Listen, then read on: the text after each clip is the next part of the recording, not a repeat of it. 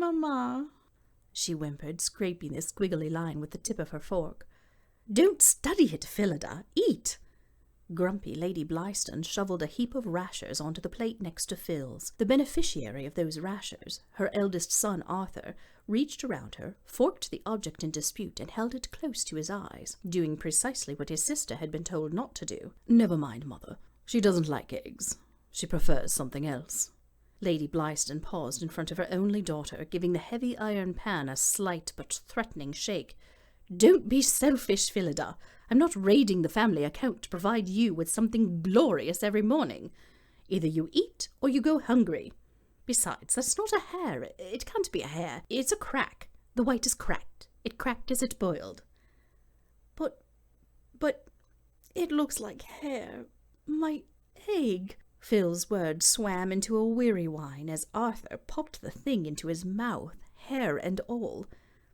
Goodness, he'll choke, she thought. She assuaged her fear by convincing herself that she had warned him, after all, and at 22 he was a man, capable of knowing right from wrong, safe from sorry. His death would be his own responsibility. She would be heartily sorry for that. She would miss him. The passage of the item through his teeth and into his interior went without incident, though he did appear to paw at his cravat ever so slightly. Did the hair offer resistance, or had he simply knotted the article too tightly in his haste for breakfast? At the head of the table, Phillida's younger brother Anthony adjusted a broadsheet from Lady Athelhite's society paper against the teapot. "Listen to this," he said through a spray of crumbs. "Lady A here says a soiree given by the Marchioness O was crashed by a gentleman dairyman who carried an invitation but wore a black domino to prevent everyone from seeing who he was." Arthur refused to let his struggle with the egg in its dry entirety prevent him from contributing to the morning's wisdom. "Ridiculous. If nobody could see who he was, how did they know he was a gentleman dairyman?